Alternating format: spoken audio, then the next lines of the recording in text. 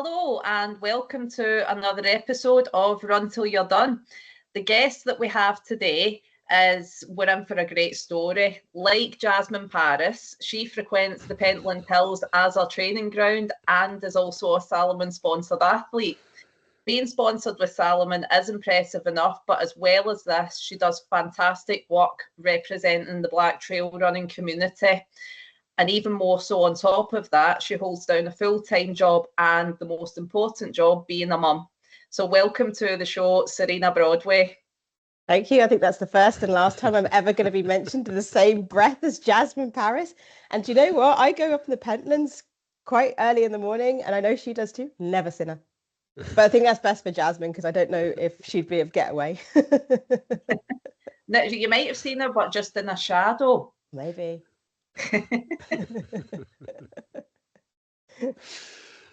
Right. Welcome, Serena. First question that we always ask our guests is, how did you first get into running?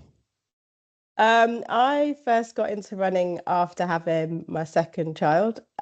So up until that point, I'd been quite active doing lots of different things with my husband. So before our first child, we'd cycle, we'd do lots of hiking, and then that tailed off after the first child, which was fine. And I just did lots of walking around town. And then my second child was a year old. I was like, I'm getting a bit itchy feet. I think I need to do something for me. Do something that goes from the door, so it's easy, so I don't have to make a class time or anything like that.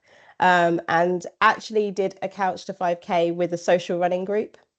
So I didn't want to just go straight into it. So that was great because I met new people. We always, although I said didn't want to meet at a certain time, it was quite, we did meet on a Wednesday and started to build up, and we had runs we had to do during the week. And then I did my 5K.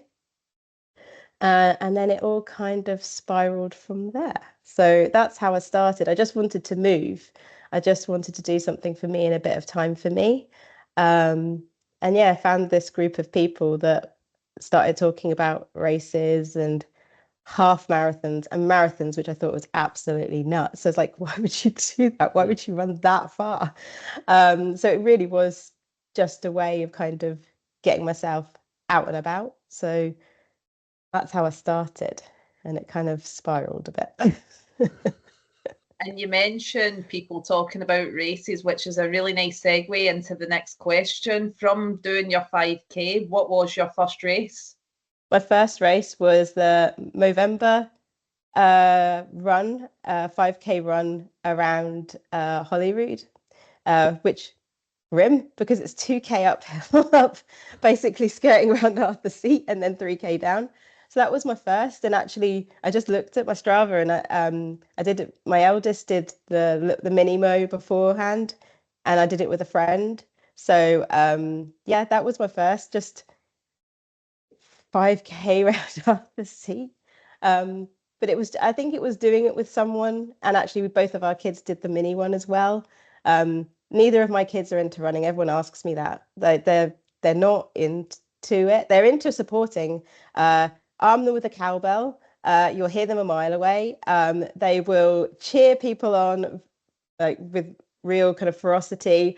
Sometimes the side comments that only children can make. I've got a great video of one of them clapping in near Chamonix going, why is that man walking? I thought it was a running race, but at a volume that everybody could hear.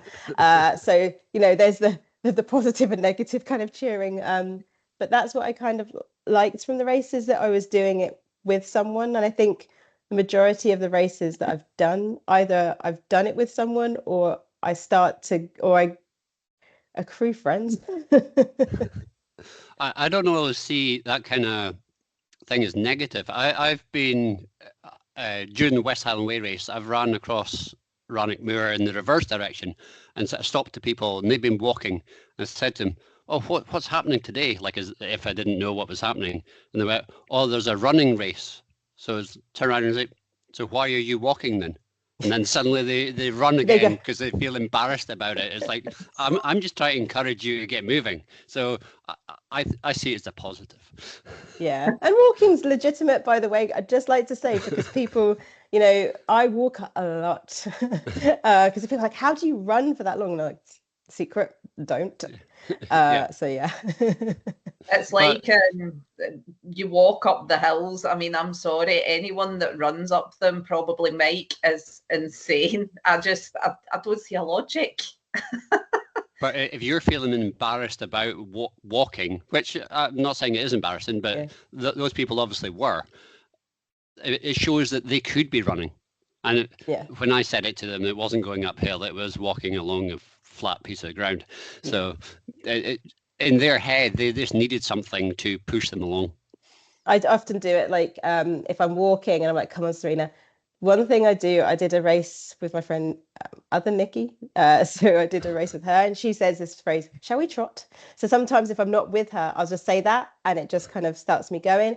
Or I'll pick right, you can walk until that tree and then you need to move. Or walk until the end of the song if something's playing or whatever, and then we'll run. So yeah, trying, because it is, once you start walking, it's really difficult to get out of that. There was a good one when I was doing spine sprint that someone had been told to run when you hit the reservoirs because obviously they're usually a path that's flat against, alongside the reservoirs. So having those things that you can pick is like, right now I'm going to run. I think knowing where there's going to be a photographer is a good, you have to run because you can't be walking with sweat all over your face when the photographer's coming. But why are they uphill? And you can see everyone's shoulders go, I'm going to have to run now. And then literally pass the photographer and then you walk. So that as a good segue, as Nikki would say, to how did you get on to longer distances? You were talking about, I can't even remember which race you said. You just said it there. Yeah. The Spine, yes, that's the one, Spine Challenger. Spine Challenger. So how did you get on to that longer distance? Yeah, good question. So I was doing lots. I think I've gone up to a half marathon with my races. So I've done Scottish half and some other half marathons. And then 2020, I was going to do Copenhagen Marathon. We were going to go as a family. We planned the holiday, got the passports because just had to renew them. So we were like, why did we get them? For Copenhagen. And obviously COVID happened and didn't do that. And then I started to go more in the Pentland Hills, which I hadn't really done up until that point. So first of all, going with a couple of friends when we could meet up. And then going on my own. And also my husband, Andrew, is quite a good motivator for me. And it probably sees what I can do before I can, if that makes sense. So when we were doing hiking, we'd do these massive days and I'd just be like really angry. I'm thinking, why haven't you taken into account that I'm not as, fast as you or anything like that? But now looking back at it, he could see what I could do before I could see it. So he actually gave me Lizzie Hawker's book, Runner. And she's won UTMB about 5 times, I think. It's a beautiful book about running. So if anyone hasn't read it, I really recommend it. And he would say things to me like, oh, going into the Pentland, Skyline next. And I'd be like, right. And then I would do things so obviously because of COVID, there wasn't any races, but some of the companies would put on challenges. So Rat Race did something, and I cannot remember the race they used to have, but used to have bands. So every time you did a 5-kilometer loop, you would get a different coloured band.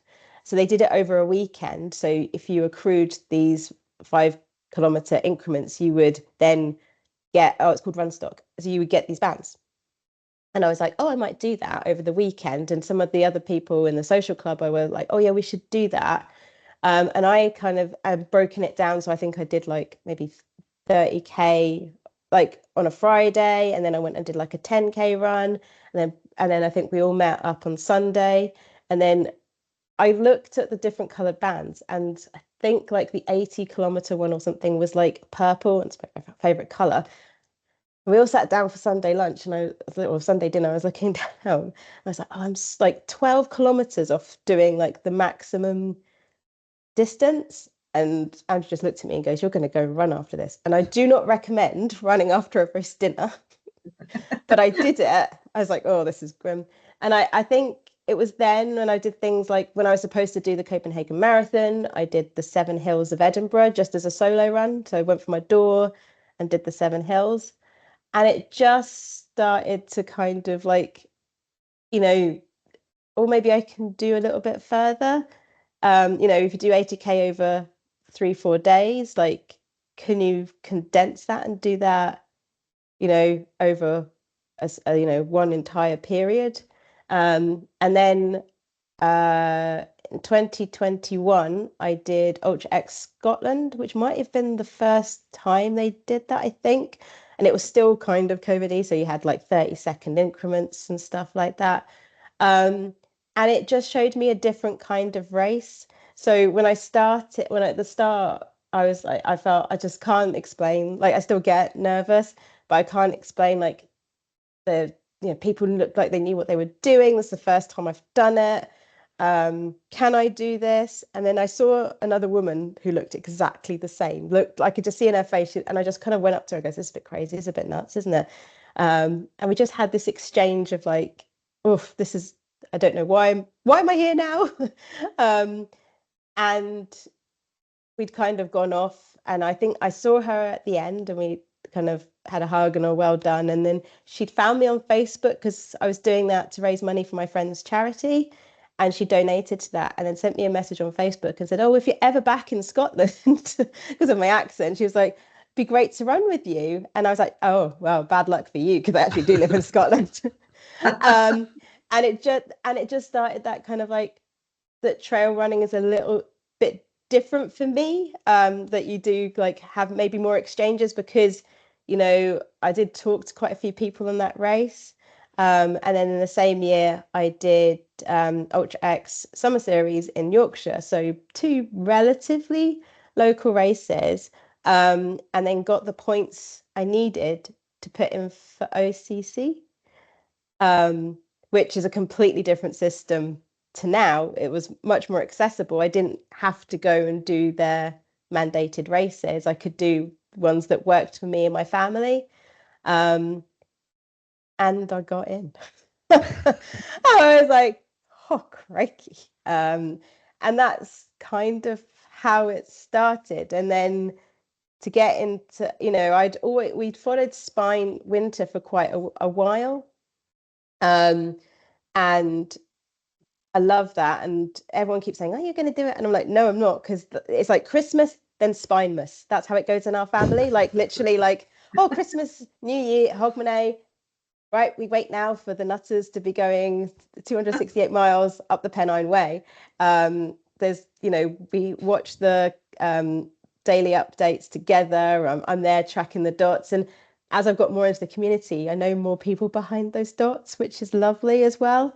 And Black Trail Runners actually had places for the different distances. And I was like, I'll just do the sprint.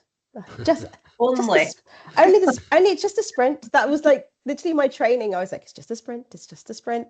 But it's 46 miles. But in my mind, to reduce it, I was like, it's just a sprint. But then people would be saying things like, oh, when you get to the first checkpoint, and then you'd have to say to them, but you don't understand, I am running to the first checkpoint. I have to have everything to get me to that first checkpoint. So yeah, but when I got there, like they talk about the spine bubble and they talk about the spine family, and it's true. It really is. Like you come in there, like the kit check, everyone is really nervous that things won't get through and things like that.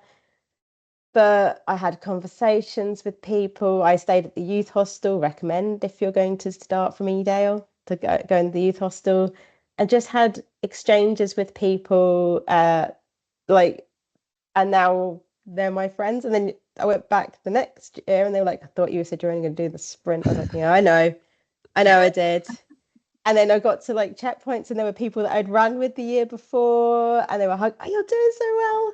So yeah, I think it's that kind of a sense of adventure, because I don't have time to recce routes. I do a lot of sitting and watching YouTube videos, which is just inspiring.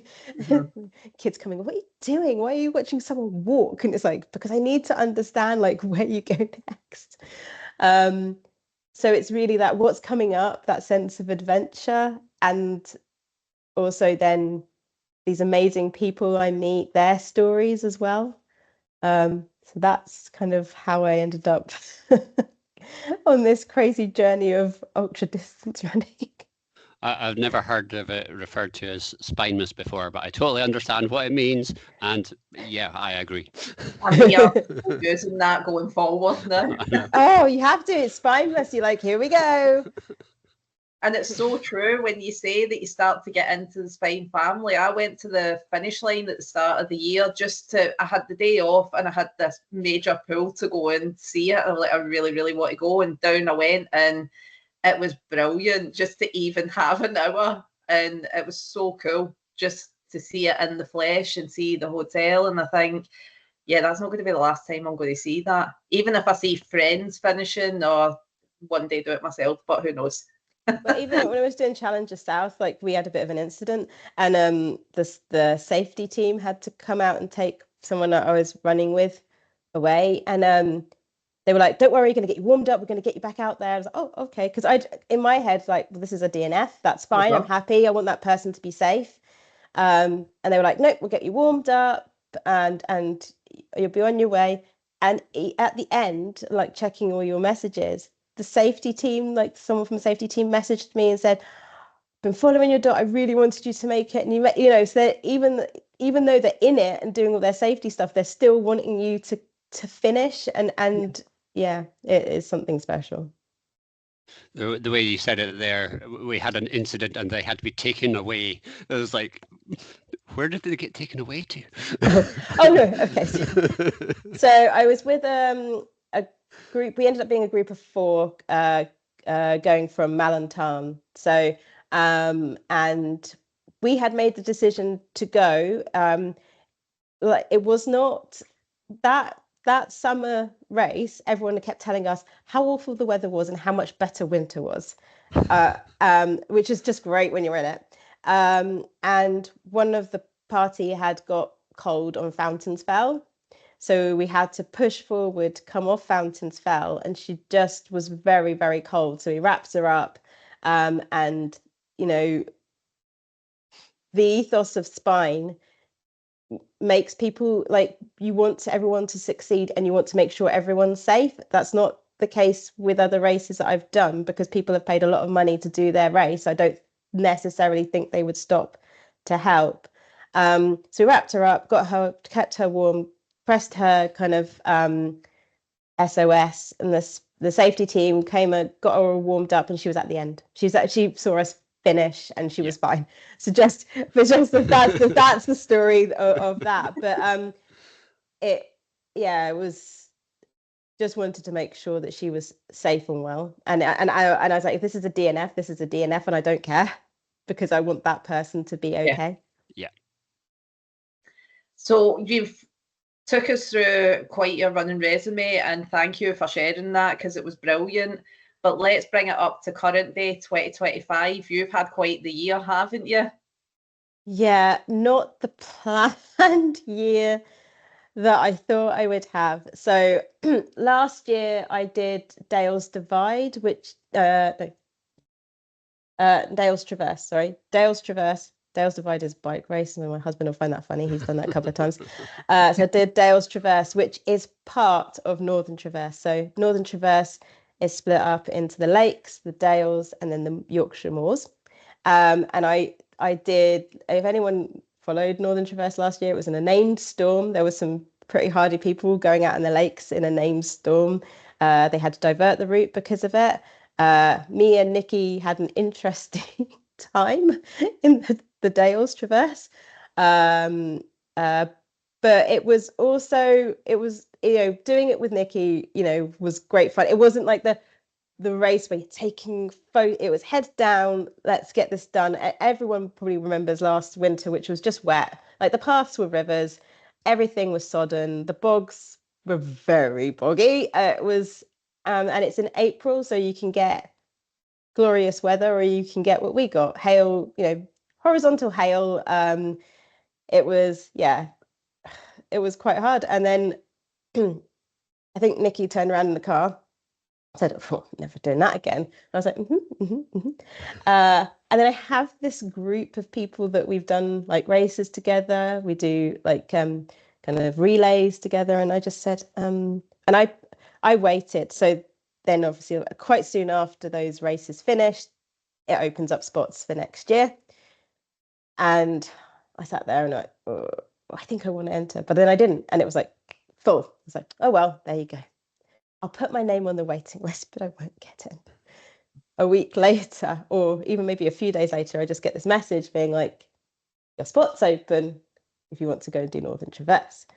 And I messaged this group and said, what do you think? And they went, well, if you're messaging this group, we all know that you want to do it. So Northern Traverse, I probably should say, is 300 kilometres from St Bees in the Lake District to Robin Hood's Bay in Yorkshire. So it's basically coast to coast. I don't know why I thought I could do it. And after that experience, you would think, why would you enter that race? But yeah, so I did. I entered that race. Again, I didn't recce it. I'm very lucky to know some pretty awesome people that have done it or have done parts of the race. And people are super generous. I would say if anyone's thinking about doing those races, like obviously I'm open. I often get messages. I'm happy to share what it's like, especially from mid-pack to the end, because that's a different experience from those guys that are doing it in 48 hours or 50 odd hours. And I'm lucky that I have people that were recceing the route. So Victoria, who I ended up running the race, was not planned, but I ended up running the race with. She was doing loads of recce's, and so she would let me know how the ground was going, anything to watch out for in the sections. Turns out she didn't need to, because they ended up running the whole thing with her. But there's, Facebook groups. If you see, even like the elites, if you message them, they will tell you stuff. So I would say that to people, if you're thinking about doing a race and you just want, and you know someone that's done it, ask the question. The worst is they don't respond, but usually people respond. And I have one friend who said, oh, you need to listen to this podcast and this podcast. So things like listening to podcasts, reading people's race reviews and race reports, and doing all that kind of stuff. And then, yes, I was at the start in St Bees and thought, oh, this is a long way. And ran with Victoria, which was amazing. We didn't expect to, and I think there was camaraderie but compromise in that. So down on the downhills, she was so much faster. On the uphills, I was faster. I think she would have been much quicker in the checkpoints. The problem is, and if you haven't guessed us already, I like to chat and I like people. So at checkpoints, I'm like, oh, who are you? Why are you doing this? And you're like, focus. You need to like eat your food, go for a sleep, and then get out. And I'm like, nah. So unfortunately, I will, you'll see my times 5 hours at the checkpoints, and she's had 2 hours sleep. What is she doing? And it was an amazing race. Every stage is completely different. Like the lakes you expect to be absolutely stunning, which they were. We had the best weather. It was glorious sunshine, clear skies, which meant clear skies at night, really cold because it was April. So having to deal with that and making sure that as soon as the kind of sun went down, you're putting on your layers and making sure you were keeping warm was really important. But we got the most amazing stars. We got owls every night. When we're in the Lake District, there was just this trail of head torches going up. And then I was chatting away. Sorry, and then I get, Serena, is that you? And in the dark, it was like a photographer from the Spine who was doing the race. So he was like, had a hug. You could do it because he was doing the lakes. And then when you get to checkpoints, then you're checking on people to make sure that they're okay, and that they get to where their finish lines as well. So I would say it was really tough to watch Vic. I mean, she was amazing. Like she had injuries, she had thrush in her mouth. So at the end, to swallow gels was so painful. It was so tough to watch, but awe-inspiring as well, that she just kept going. Yeah. It was, and I saw people that I'd seen in other races kind of come past me, then we go past each other. Every section is completely different. People keep asking me, which section would you do? And I'm like, oh, I don't know, it depends what you want. And it's just a very interesting race. And then when you finish, because I finished at like 4 or 5 in the morning, I think. And obviously, like, you're in Robin Hood space, they're like, shh, you know. And I think that was the only thing I learned from that, was like, because I'd been away from my family for quite some time. I just wanted to get home. Yeah. When I was like, oh, I can stay overnight. I had a hotel booked, and then I'll come home. And I was just like, no, I'm going to have a quick nap, and I'm going to have the most hard train journey where everyone's looking at me like, why is she a zombie? And my feet were hurting, but I just wanted to get home. But that race and the experience and the people I've met, like, it's, yeah, I really just, I did love that race. I'm not saying that I wouldn't go back and do it, because I think I could probably do it quicker, but I don't care. But I probably could have a different experience. I'm never really bothered about time. But I probably learned, like, every race you learn something about going to checkpoints or whatever it is, looking after yourself, and how to move, and all this kind of stuff you learn every time. There's something you take away from each race. But yeah, and the volunteers are amazing. I had some crack. I mean, I came into Gladesdale with probably a blister like that, and you could see the medic's eyes going, oh.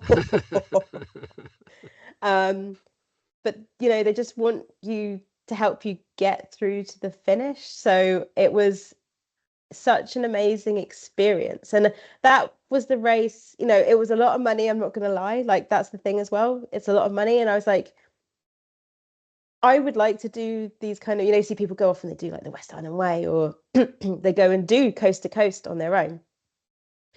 Problem is, like, I've always got pulls from the family and everything. So unless I have the race booked, I was going to do that race whether it was glorious sunshine, which I had, or horrific weather. And it just made logistics easier. Like, pack my drop bag, which goes to every checkpoint.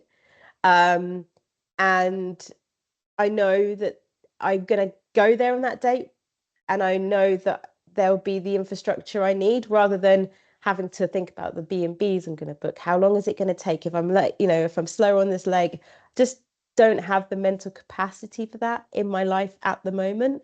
Yeah. So I want these adventures of long distance the easiest way I can do them, which obviously puts time pressure on it, because the race has cut-off times and they need people to finish by a certain time. But for me, my point in my life, that makes these things possible.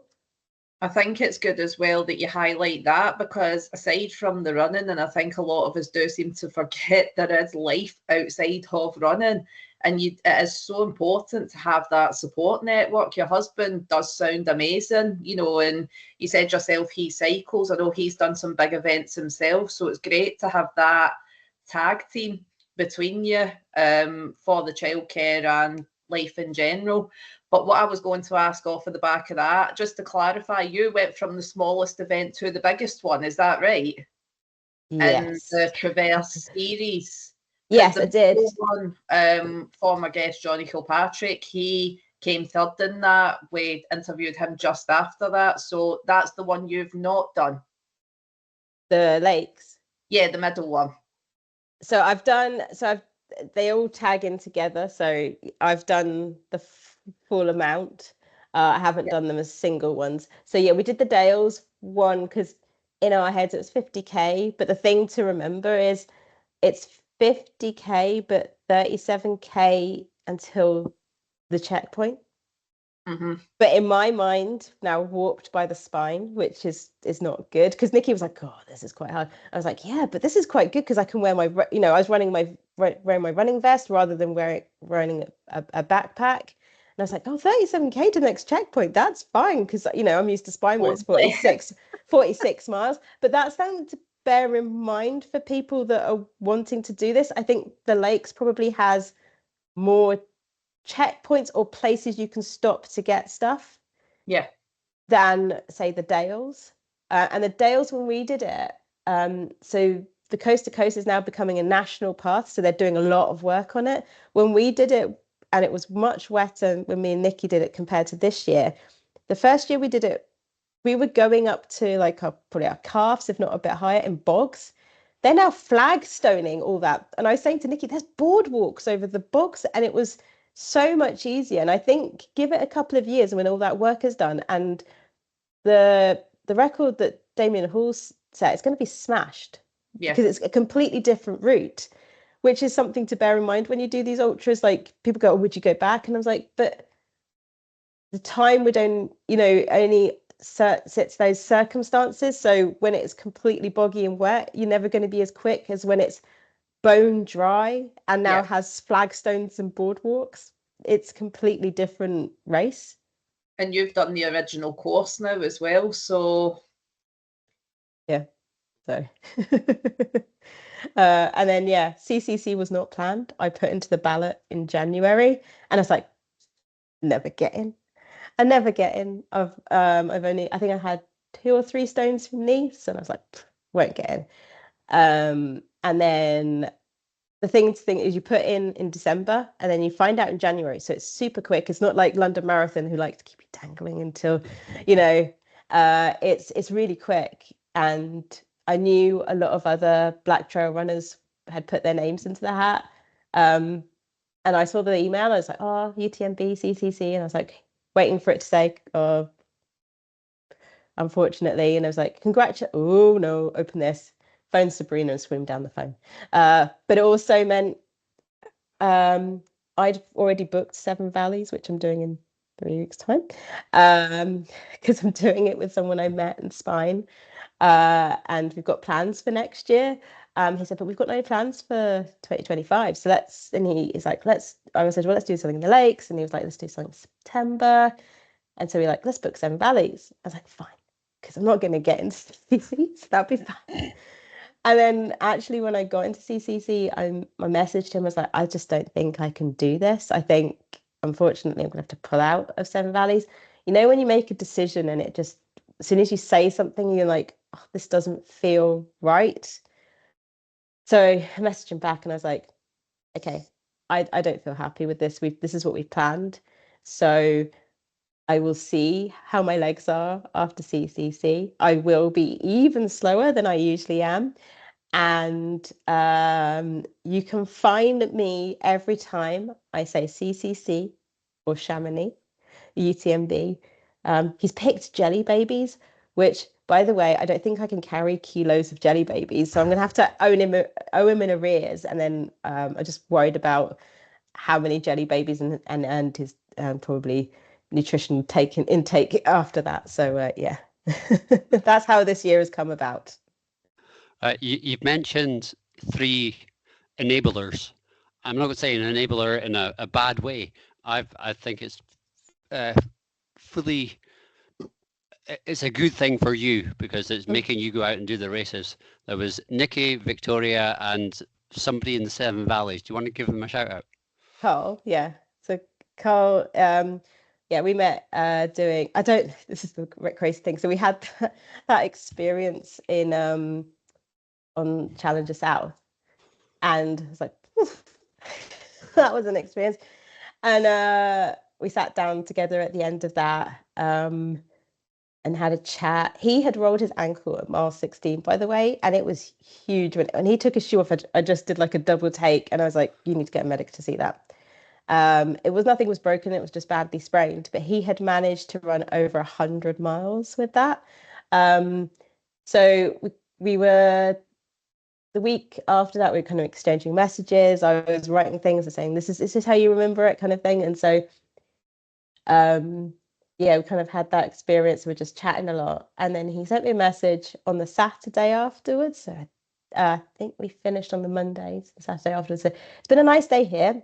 We've sat in the garden, had a bottle of wine, and I've said, he said to his wife that I think I want to do the Challenger North in 2026 and the full Spain in 2027. I'd love to do it with you. And I was like, you mad person, did you not remember the experience we've just had? But I was like, yeah, sure, game for it. So we just, I'm just lucky to, and I think my first enabler actually is Andrew. But I'm just lucky to have these people. I have a lot of them, if I'm honest, a lot of people that I've never met in real life, but have messaged me on Instagram, or, I have conversations with who are just so supportive. But Andrew is the first one, because it's like, yeah, you go do that thing. Go, and I always really makes me annoyed when they're like, oh, I get this a lot. You're so lucky to have a husband that does this for you. It's like, well, first of all, we both have children. I'm not the only parent. Yeah. And the other thing is, as well, as Nikki says, he does his crazy bike stuff, right? So like, he did Highland Trail this year. So that was 550 miles around the Highlands.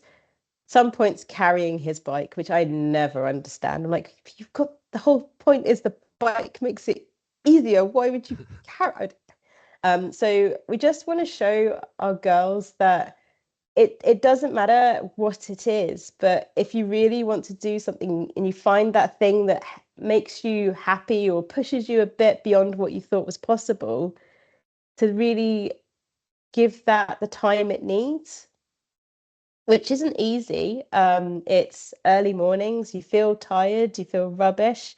Sometimes you don't want to go for that run, and sometimes you don't. But yeah, I am very, very lucky to have all these people like Lee, who is Lee, Helen. I have a lot of people that I'm like, oh, I'm going for a run, Pentlands, want to come? And they're like, yeah, sure. And I'm like, what time do you want to go? And I'm like, 6. And they're like, sure. And you're like, how do I have these people in my life that are just don't bat an eyelid and just go, yeah, sure, 6 o'clock. And what distance do you want to do? What elevation? And they'll, turn up. Or I'm thinking about doing this race. Do you want to do it with me? Sure. And you're like, how do I have these people? And then, yeah, all these people that I'm still yet to meet. It was great to meet Nikki in real life, only for a short amount of time. We'll have a proper run together at some point. But having those exchanges is amazing. And you do forget what I do is quite silly. And then the girls will say something to someone and they'll be like, oh, have you been out for I'm constantly wearing running gear, whether I've gone for a run, whether I'm going for a run, but it's comfortable. That's what I like about going to Chamonix. Everyone's in running gear and they don't ask you if you've been for a run or if you're going for a run, because it's just normal. And they'll say something glibly like, oh, have you done a race? And one of the guys go, oh, yeah, I mean, she ran like 100 kilometers. And they'll be like, you're 10. And then I'm like, no. And they're like, yeah, it's a bit weird. I think the worst one time I realized it was a bit weird was when one of the girls was at a gymnastic competition in running gear, and I was ready to go. It was a glorious day, and I was like, why am I sat in the sports hall? Like, you do your thing, and then I'm going for a run. And when everyone goes, oh, going for a run? Yeah. How far? And I went, oh, 3 to 4 hours. And they went, it's just like, oh yeah, it's not normal.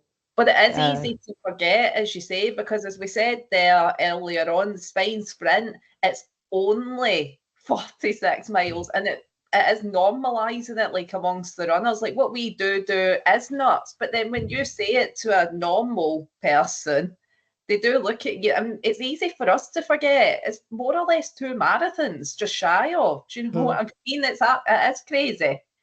But then I also think I could never run a marathon.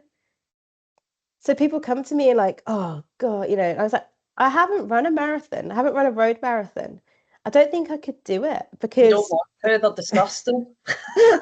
To be honest, I do park runs. I'm like, why would anyone run 5 kilometers? This is disgusting. But yeah, I just don't think I could do it because I I did the women's 10K a couple of years ago in Edinburgh, and we were running like I think it was the Royal Mile or something, and it was just this beautiful like view of Edinburgh, and I was like got my camera out because I'm used to like walk in with the poles or whatever. Oh, look at that stunning sunrise! I'll take a picture, and then everyone was just pelting past me. It's like not this kind of race. I need to keep going. So And the sorry, checkpoints are a lot less fun. Yeah. Oh yes. Yeah. I think you've answered the question I was going to ask. Copenhagen Marathon, you've not been back. I would love to go to Copenhagen. I don't think I have a marathon in me. I just, yeah. I would say do one just for for suffering. Yeah, exactly. I was told by another coach, they feel it's really good to have a marathon block, a road marathon block under your belt just for that discipline, speed, all that. But I'm with you, Serena. I would love to do Loch Ness one day, but I think I'm probably Dublin. Those are the only two that I think I would maybe try and do. But I'm like you, I like seeing stuff and oh look, there's a squirrel. Take a picture of it. I don't think it'd be fun as well. I can't imagine like coming off like runs where you have to hit paces, and I think I like because I have asked before. I'm like, if I did a marathon, would I have to do it all on road? And they were like, yeah. I was like, I mean, on the canal as well. Like, so I'm very lucky where I'm situated. I have like the canal not that far, so I do like interval sessions and sprint sessions, and then I have the Pentlands like maximum probably about 5K from my house. You're so lucky. I know I am so lucky because otherwise you usually have the hills or the flats. You don't usually have both. But the thing that gets me, you can tell when it's coming up to Edinburgh Marathon Festival because I'm like blooming gels everywhere. I'm actually picking up the gel packets, and I'm like, I have to think to myself, these people didn't mean to do this. So I'm like picking them up, and I'm like, yeah, I know, but like the third or fourth one, you're like, come on, and you can tell because I'm quite probably I don't know 8-10K from the beginning of the canal, so you can tell when people are starting to get to their bigger distances because the gels become more. So I just don't think I've got it in me. I mean, I'd even like London Marathon, and everyone says the atmosphere is amazing, but what you said about being in those pens, I think I'd just find it not fun. And that's why I do it. At the end of the day, we do it for fun. That's what I have to remind myself when people are like, oh, did you get this time? Did you? I do it for fun. I'm not an elite athlete. I'm not an elite athlete. And, you know, when we were waiting when you do CCC, there's a big climb at Cormier, and we just stopped because there's so many people. And one of the people pushing past, like their position was more important than ours. And the guy just turned around and the podium's gone, people. You don't need to go past. And I'm lucky enough to know people that do podium, but it's like, that's not me. I do this for fun. You said that people drop in gel wrappers everywhere for a marathon. I'm sure it happens everywhere, which is not a good thing. But what do you fuel with if they're fueling with gels? Are you fueling with gels? Real food? What are you fueling with? A mix. It's a mix. I love my wine gums and Haribo twin snakes, which was one of the ambassadors from Salomon Rach put me onto those, and now I have them. I think of her, so it's quite nice because I think like when I have those, so I have those sweets, I have gels, I have kind of crisps, bars, and then I need to touch wood, but there's nothing around me. But I'm quite lucky that I can eat and run quite relatively quickly afterwards. So races like Northern Traverse, I was eating things like macaroni cheese, chili, curry, scrambled eggs, hash browns. Coke obviously is a really good one when you're doing these races. So a lot of like when I get to checkpoints, normal food, and I am lucky that I can then go and walk, run afterwards. In Chamonix, it was the broth with the noodles or the broth with the rice in it, watermelon, salami, cheese, bread, Coke, which is really good just to get that in. And then gels, especially towards the end of CCC, it was a lot of gels. Didn't have time. I did not have time to be like, faffing around too much. So a mix, and it changes because when I started, I used to eat loads of malt loaf or tea bread that I made myself, and then after one race, I was like, don't ever see that again. So variety, if you can get some variety of what you're going to eat, cheese sandwiches, those like the thins, and then cheese sandwiches and stuff like that. But just a real mix of food. Everything you've said there. I think there's one thing I can't even remember what it was. That everything else, fully agree. I would have all of it, and I'm like you. I'll eat and run, which comes in handy sometimes. Really, really handy, yeah. And then it's like, Northern Traverse, they were really good. But the thing I found when I went to one of the first checkpoints where they had food is they put too much in, and it's better to have a little bit and then say, can I have some more? Because they gave me a massive portion. I was like, oh, it's not feeling right. And actually, when I was at Northern Traverse, when I got to Kirkby Stephen, I went really faint. I think it was just we were running throughout the day and it was the bit between Shap and Kirkby Stephen, which is pretty much nothing apart from kind of rolling hills. And I just went really faint and actually started to cry. I was like, this is my race over. And they were like, sit down, have a Coke. And then I felt much better. So I would say, I know people say, I don't really drink Coke. I was like, well, I mean, it really helps when you're in the races. And when you see the actual genuine Coke, you're like, yeah. In CCC, they had banks of like soda streams, and they were just like making Coke via. It was like that was a sight to behold, but it wasn't the real stuff. Put real stuff in the bag, in your drop bag, if you think that'll give you your boost. Definitely, that's great advice. It's saved my race on a couple of occasions for sure. As we mentioned in the introduction, you've got involvement with Black Trail Runners and Salomon. How did you get involved with both, and can you tell us a bit about them? Yeah, sure. So the Black Trail Runners is a charity which is there to increase representation of Black people in the trails. So making it visible that we're here. And I think the thing is that when I started running, I suppose running, I've always said, and I didn't like running at school. And I think it's kind of a key thread to a lot of people that do this now is like, oh, I didn't really like it at school. And I always associated runners with probably the swinging ponytails, which sounds really weird, but it was just like, that's what, you see a lot in athletes, and I didn't have that. And actually the first time I kind of became aware of Black Trail Runners was I saw a picture of Serena Humphreys, and it was this dark image, but her hair was like afro and out. I was like, oh my God, that's someone that looks like me, doing the thing I like to do.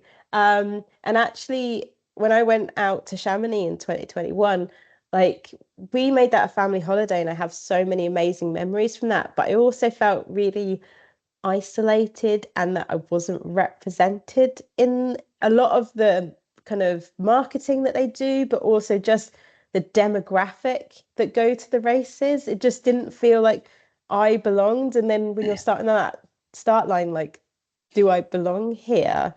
It's really isolating. But Sabrina met me at the finish line, and I had this hug and this conversation with her, and it just meant so much. And that charity's doing so much to try and show that we belong there, to make sure races are aware of the charity and the things that they can do to encourage others. So they put on social, with Black Trail Runners, put on social runs. They have places, they give support to people that want to do runs or races. They do skills, so people feel empowered to be there. And then this year we had 7 Black women doing different races at UTMB. And we got in on the Wednesday and Sabrina had an event. And so we kind of got in, dumped the stuff at the Airbnb and went to Chamonix to this event. And it was just a completely different experience than the first experience I had to come into Chamonix.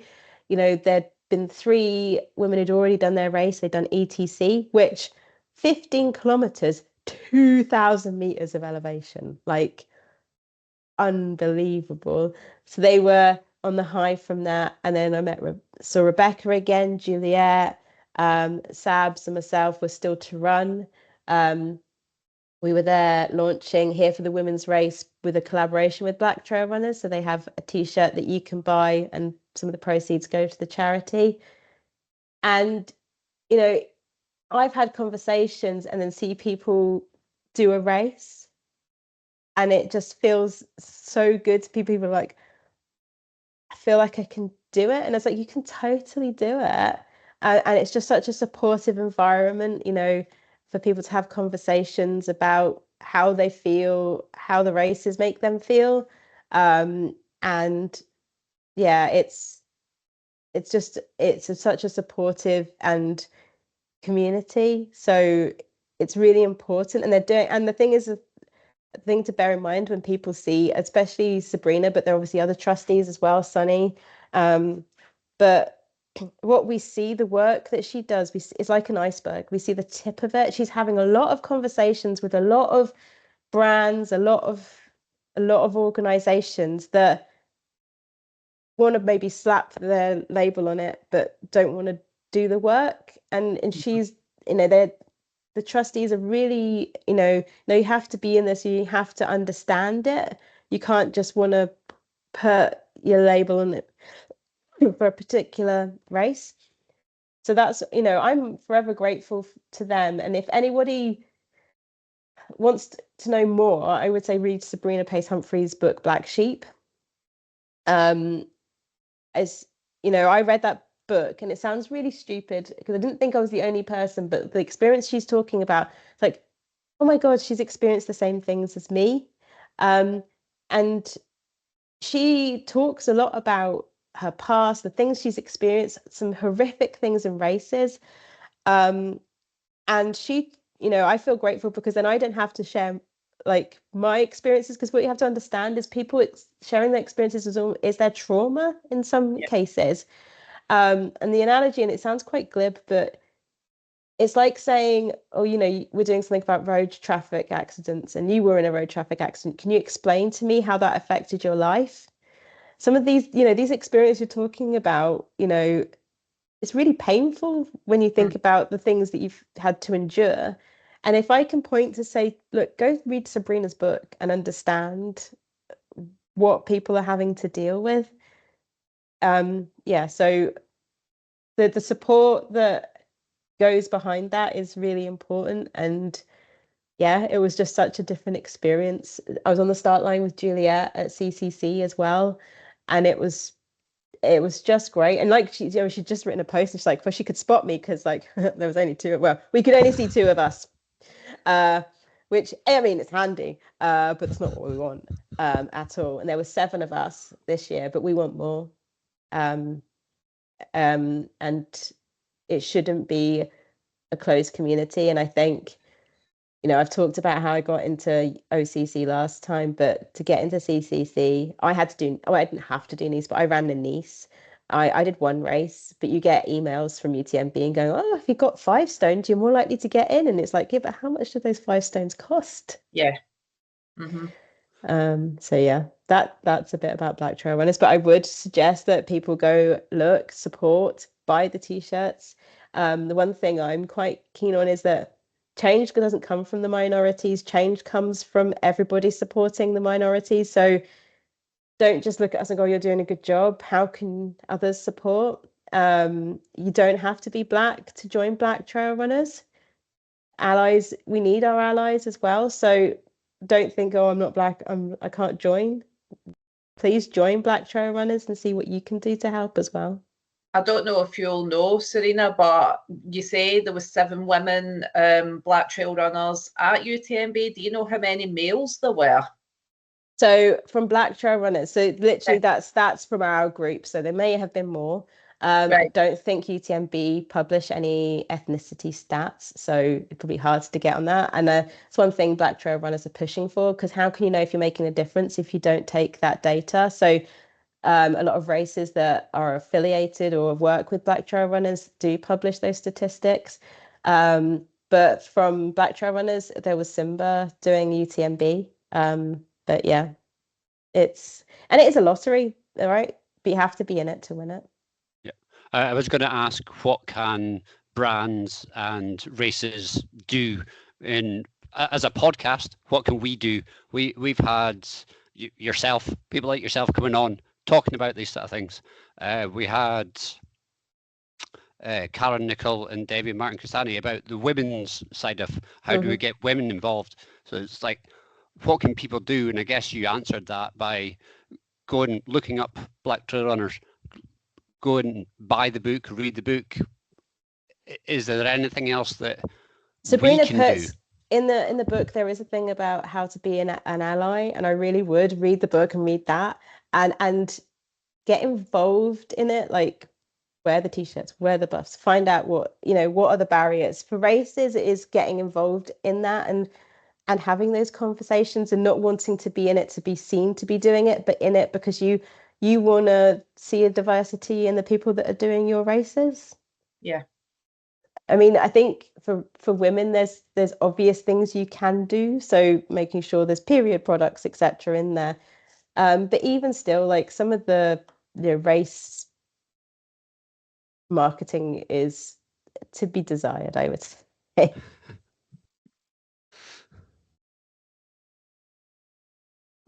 And yeah, I think you've stunned us there. Yeah. Oh, you asked about Salomon as well, because I can't forget them. They're not important. Oh, they are important. They are important, but I actually feel after that it doesn't seem as important. Salomon are a big brand and have plenty of ambassadors, but what you just spoke about there was so important. And I have actually started reading Sabrina's book. I'm on chapter 3, and already I'm a bit like, oh gosh, this is a really hard read. But I'm going to try and persevere, because I'm one for trying to avoid, sad topics. I won't watch films with a dog in, because I know the dog dies ultimately at the end, so I just avoid them. But knowing Sabrina through Instagram and seeing it's surely to God, it's got to have a positive ending. The thing is, as well, like, my daughter picked up the book where she's in the race where no one helps her when she's slipping off a slope. And my daughter's, I don't understand why no one would help. Yeah. And she was crying, and she was like, I just don't understand why no one would help. But you say Salomon's not important, but it is important to me. Like, they've, I don't think I could afford to do these races without the kit that they've given me. And that is another thing to say. The kit is expensive. Like, and you need it. You need the good kit. And like, we're lucky that we've been into hiking and we've been into outdoor sports. So we do have a lot of good kit that we've built up over the time. But even I went to spine sprint, and you have to have a bivvy, and we had a bivvy. It's not a very lightweight one, but we had one, so I just put that in. And the guy doing the kit check was like, there are lighter ones. I was like, yeah, but this is the one we have. But the things that I do, and I would say to other people, like, I've lent, Rebecca Devereaux, who did this, she came third, Black Trail Runner came third in the spine sprint winter this year. And I'm lending some people kit for the next spine races. Ask to borrow kit. Put it out there on Instagram or whatever. Come and find me. Ask the question. Black Trail Runners also has kit as well. But don't buy the kit if you don't think you're going to need it. Like, I often lend out kit to people. I'm in a very fortunate position that I have really good kit that I can use. And honestly, them enabling me to do this, I have the ambassadors as well, they're an amazing group of people with a lot of good experience that I'm able to lean on. So although they're a big brand, to me, they've made a difference to me and the ability to be able to do these races, to have access, or not to have access, I'm sure I would have found those people, but I get to run with these people, and they're my friends. Like it's mad. So yeah, you can be quite like, it's Black Trail Run is important to me, but Salomon giving me this kit has enabled me to be able to do these races, because it would be I do that race or I have to buy a pair of, I don't know, a really good waterproof jacket. Mm-hmm. I was obviously joking that Yeah, they're I not know. important, but it just what you've said there, it does show how they are important. They are backing your movement, as it were. And I'm a completely normal runner. Like when they asked me, I was like, I'm sorry, me.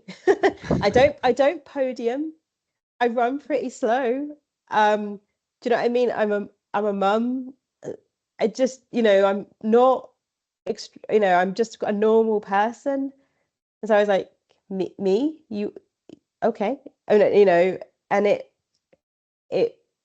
it did challenge me, because I was like, why me? So yeah, I they was could. I was going to ask that as well. How does an ambassadorship come about? Is there an application process, or do they go and seek on social media and events the runners that they feel would be good to represent them? So it was a mix. Some people applied. I didn't see that, and I don't know if I would have applied, because I thought, not me. So yeah, I had a direct message, and I was like, this isn't real. But then the person, then the person said, do you want me to give you my email address? And I was like, this could be real. And we just had a conversation, and they asked me about running, and a bit like this, I just didn't stop.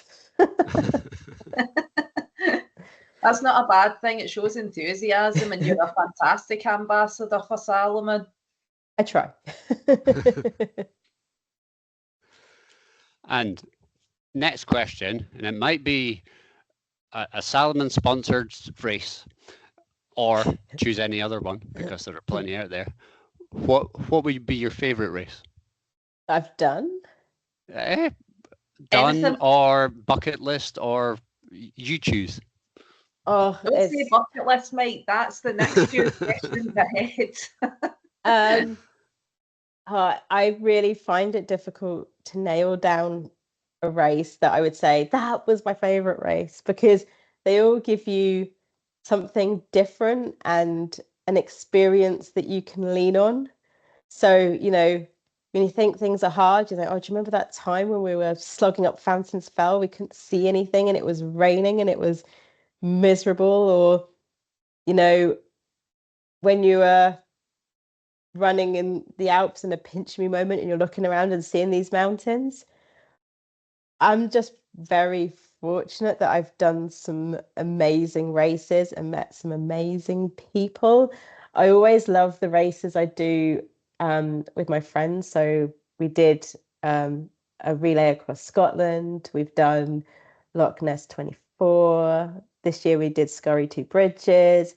And it's just fun. Like the first year I was like, oh, it'd be fun. We'll just put snacks in the car and we'll run. And everyone was like, yes. And I was like, okay. And then Loch Ness 24 was like, it was like be like the relay, but the snacks won't move. Yes. But every race I either gain something or someone from it. So I'm really lucky in that way. I find it difficult to say one particular race. I mean, running through Chamonix with my girls after doing OCC and CCC is so special. And I was so worried doing CCC when I got like to one checkpoint and they were like 10 minutes to go. And I was like, oh my God, I'm not going to be able to do the 100K, which means they're not going to get to do the 100 meters, which is crazy. But yeah, I am very lucky to have I wouldn't pick one. I can't pick one race because one race leads to another. One experience leads myself to think, oh, maybe I could do that thing that's really hard. So yeah, it's a crap answer. Sorry, because it's just like, and even like building up to the races, the training ones you do with people, or the the chats you have with people, and afterwards when me and Lee haven't met for a while because we're doing our silly races, and he's like, we need to have a catch up, and how invested people are, and like, I can help you with that training one. It's just, yeah, very lucky to have the experiences. And as I mentioned there as well, do you have a bucket list race that, because you have done so many spectacular ones already, is there one on your radar that you think, oh, that's the ultimate? I would like to complete the spine. It's no secret. Next year I'm doing Challenger North. So that would be doing the full spine in 2 stages. And then see if I can do it in one. In the winter or the summer? Summer. Summer. Even if I thought the winter had better weather. Even if it's disgusting weather. I was like, this year, like the glorious snow they had at the beginning, I was like, oh, but no, I want to see it. And I think that's the thing. If you do the winter one, there's so much time in darkness, and you have to train over Christmas. And I'm like, nah. So yeah, the summer spine is definitely one on my bucket list. I even want things like, I want to run the West Highland Way. I don't think I necessarily want to do any of the races, but I would quite like to fast pack it. There's quite a few long distance routes that I would like at some point to do. Not races, but places I'd like to, adventures and places I'd like to go and see. So yeah.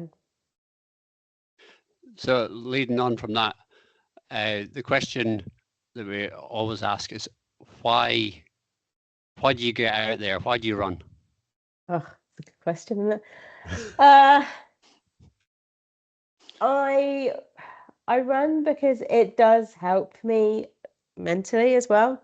It's a good break.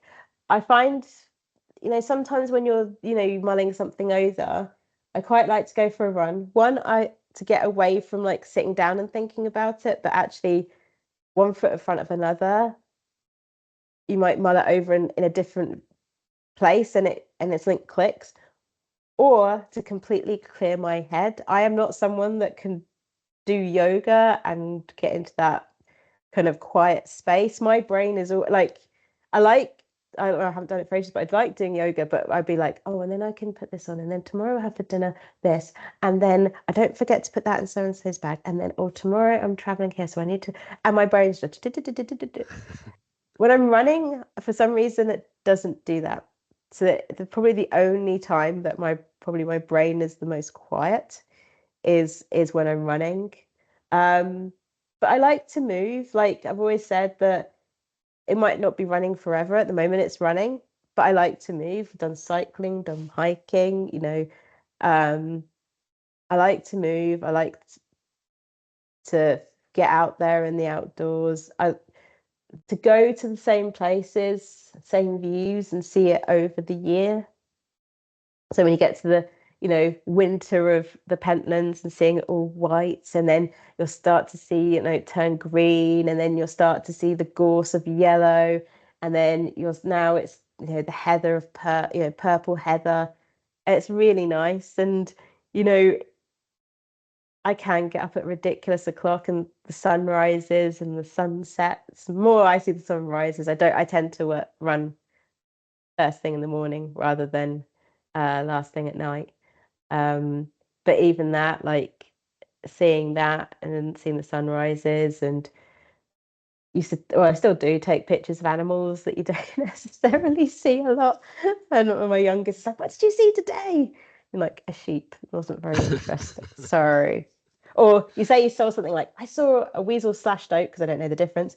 And they're like, did you take a picture? I was like, well, it went straight past me, so no. So yeah, I run for lots of different things, and it's amazing the confidence that running has given me. I'm not an overly confident person, and I definitely, I applied for a job with work that I don't think I would have applied for if I didn't run, which sounds mad, but when you've got yourself through sticky situations and races, you just feel your confidence grows. And I feel like I've done that over time, like expanded my uncomfortable zone a bit more and a bit more through the races that I've done.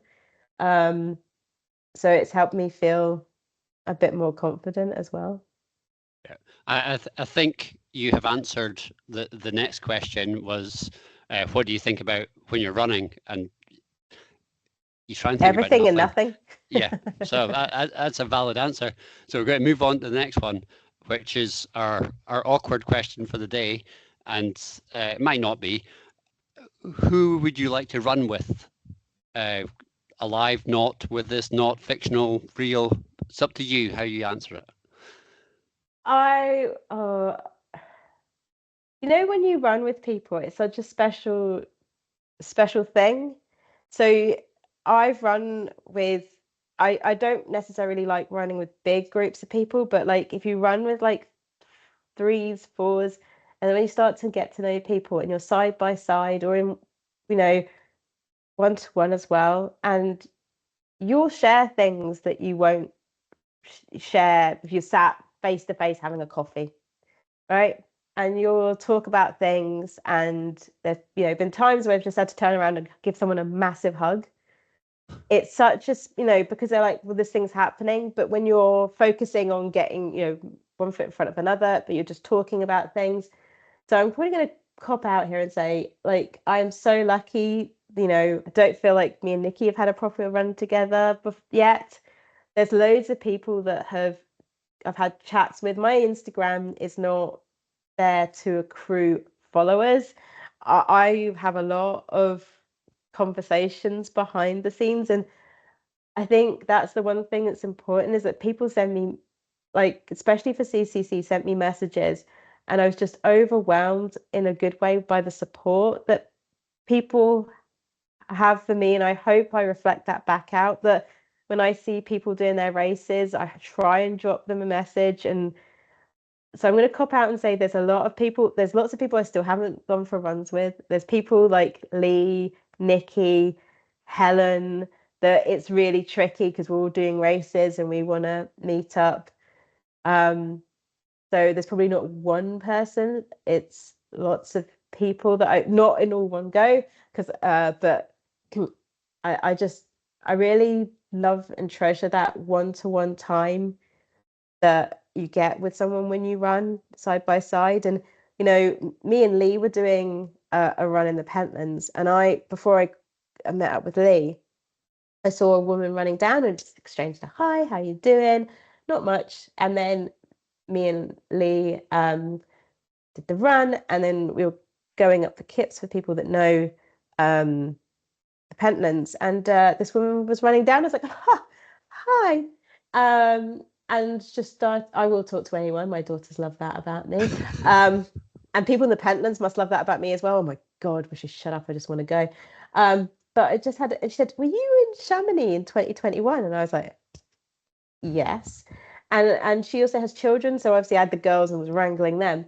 And then I said, well, we should exchange numbers. And then we went for a run, and we had an amazing talk about being mums that do stuff, do runs and races. And those conversations, they do mean a lot to me. So it's not one person, but it's having those moments with people I find amazing, really. And I guess that answers the question of why do you run, so that you can have that conversations. Yeah. I mean, it is. Yeah, I do think it's pretty crazy when you think about it, that you have these connections with people, incidences that happen that forge friendships. Like people are like, how did you meet? Well, don't talk to strangers on the internet, kids. Well, that is that is really a tricky thing to talk about. But Yeah. you know, Katie, who I was probably one of the first people I met from Instagram, she literally put up, "I'm in Edinburgh. Does anybody fancy a run?" I was like, "Yep." And then Yeah. that's you just go. Yeah. And then, you know, you cannot see people for a while. You follow in their adventures on Instagram, and then you come back together and exchange what you've done. So yeah, it's and you share some special places together, like ridiculous times of races, and you know, singing Bon Jovi halfway through Northern Truth because we were halfway there. As things you're not gonna forget. Or, you know, when I was doing CCC, like I said, I was at one checkpoint, it's 10 minutes to go, and Juliet's team said, "Is there anything we can do? What can we do to help?" And I was like, no, I'm fine. I'm just going to get a Coke and have a gel. And they just handed me a packet of hula hoops and looked at me like, "Come on, you can do this." And those hula hoops was just, I only took a few, but just really helped, you know. It's just, yeah, it's quite a special thing when you go through those kind of instants together. So this has been a fabulous chat, Serena. Thank you so much for coming on. Just one last question to wrap us up, as we are unfortunately running out of time. What is next for you running wise? Is it Seven Valleys?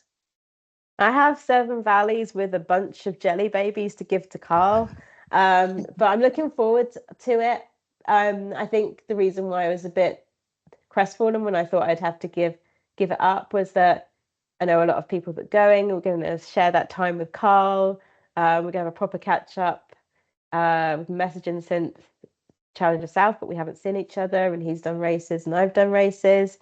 And I know Lee's going down. There's Carly that I follow that's going to be there. There's going to be quite a few people there. Lakes is a special place. I expect it will rain, but I hope it doesn't. Come on, September, last flourish of heat. So that's me. And then I usually have a bit of a break around lead up to Christmas because it's just so busy with kids, Christmas, all their stuff. So I tend to kind of not do too much kind of like train for an event. I might do social runs. So anyone that wants to go to Pentlands, that's when I'll be not maybe doing silly o'clock runs or long runs. And then after January, I'll be putting spine on to get myself ready for then June next year when I try and do Challenger North. So that's fantastic. That's what's ahead of me. So what's spine in summer called if winter is Spinemas? Oh, I don't know. Have no idea. We'll have to think of something, won't we? There's your challenge. It's called hoping there's warm weather, but there never is. Right. I think sadly we're running out of time. We all three of us, I think, have something to do. But it's been a great chat, very inspiring, I would say. You got a message to send, and you're definitely talking about it, and talk about it on trails. People want to listen. Hopefully they'll do something about it. And as all we can say is we want to pass the message on as well. So it comes from me to say thank you, Serena, for being on. Thank you, Nikki, for being Nikki. And it's goodbye from me. Thank you for coming on. Thank you for having me.